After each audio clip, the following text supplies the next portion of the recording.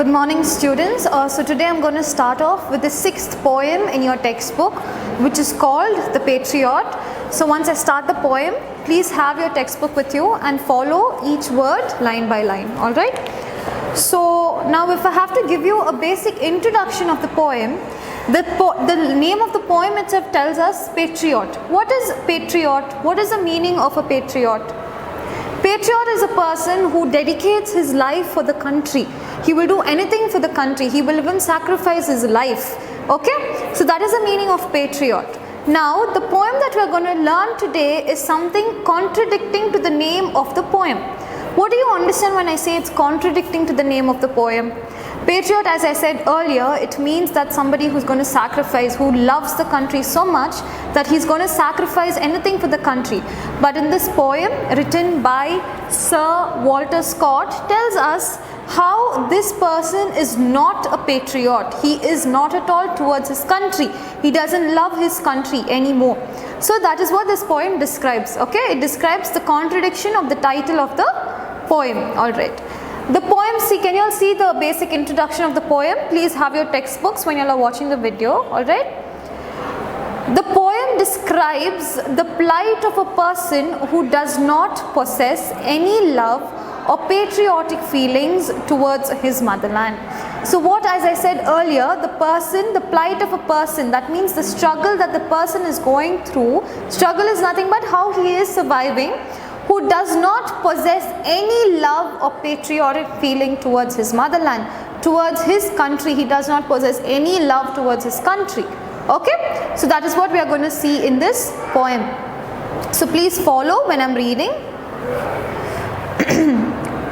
Breathes there the man with soul so dead, who never to himself hath said, "This is my own, my native land," whose heart hath never within his burnt. Has home his footsteps he hath turned, from wandering on a foreign strand. If such their breath, go mark him well, for him no minstrel raptures swell. High though his titles, proud his name, boundless his wealth as wish can claim. Despise those titles, power and pelf, the wretch concentrated all in self. Living shall forfeit fair renown, and dourly dying shall go down to the vile dust from whence he sprung, unwept, unhoarded and unsung. So now in this poem, half the words are written in Old English. Alright, now I will tell you what the meaning is. Breathes there the man with soul so dead. Here the meaning of breathes is nothing but lives. Okay, a man lives with the soul so dead. So they are talking about this person who does not have any patriotic feeling for his country, any love for his country. Alright, so he's saying that, the poet is saying that this man is living with a dead soul. There is no life in him. Alright, his soul so dead. Who never to himself hath said.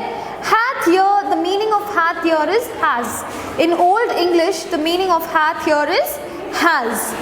Who never to himself has said, "This is my own, my native land." So he's saying that the poet is saying that the writer here has never said that this is my own and this is my native land. This land does not belong. This land belongs to me. It has never come out from him. He has never expressed his feelings that way. Alright? This is my own and this is my native land. So this has never been expressed by this person. His soul is so dead. Whose heart hath never within him burnt, from has home his footsteps he hath turned.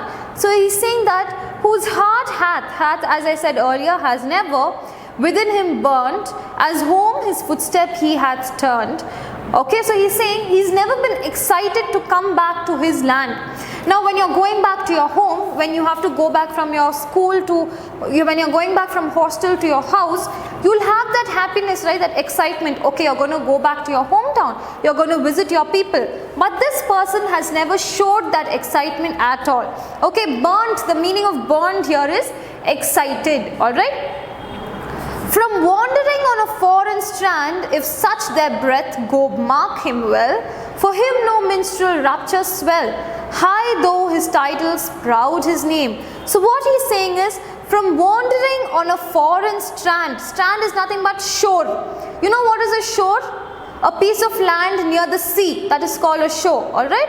If such their breathe go mark him well, for him no minstrel rapture swell. So he's saying minstrel, the meaning of minstrel here is poet, a person who writes a poem, alright. Rapture swell, he's saying that no poem will sing about him, alright. He's saying which poet will talk about a person who has no patriotic feeling at all. Okay, no poet will speak, right? Whereas this poet, Sir Walter Scott, is contradicting to the statement. He's saying that who's going to talk about a person who has no patriotism within himself? But he's saying, I will talk about the person who has no patriotic feeling within himself. High though his titles, proud his name. He's saying even though he's got good position, even though he's educated, even though he's got good titles, boundless his wealth as wish can claim. He's saying the wealth he has is boundless. That means he has money. He has enough money. He has enough riches. He has enough for his survival. Despise those titles, power and pelf. He's saying even though you have all this, even though you have high titles, even though you have a good position in the society, power, you have the power to do anything, and pelf. The meaning of pelf here is money, wealth. Okay, you have enough of, let it be land or property, money, whatever it is. So he's saying even though you have titles, power and money, the wretch concentrated all in self, living shall forfeit fair renown. So he's saying the meaning of wretch here is irritating. Even though you have all this, you're irritated because you do not love your country. You do not have the love for your country. So even though you have all the things in your life, something will be missing, the love for your country. Alright? Living shall forfeit fair renown, and doubtly dying shall go down. So he's saying that your fame will go down any time. Okay, now today your fame is, but tomorrow we are not sure what's going to happen to you. What's the situation? What is going to be your situation? So he's saying you can be famous today, but tomorrow is never destined for you. You never know what is going to happen tomorrow. Okay, so he's saying that, but still, no matter what, you should always, the love for your country should always be constant. Okay. And undoubtedly dying shall go down to the vile dust for whence he sprung, unwept, unhonored, unsung. So he's saying, whatever money you've secured, whatever money you've saved, whatever wealth you have, whatever power you possessed, everything once you die is going to go down to your grave. You're not going to carry it along with you. But one thing that you're going to carry throughout your life is you are born from this motherland, the love for your country. So he's saying here, unwept, unhonored and unsung. So he's saying a person who does not have love for his country will never be unwept. That means you will never have anybody to cry for. Unhonored, there is no point of honoring you, respecting you.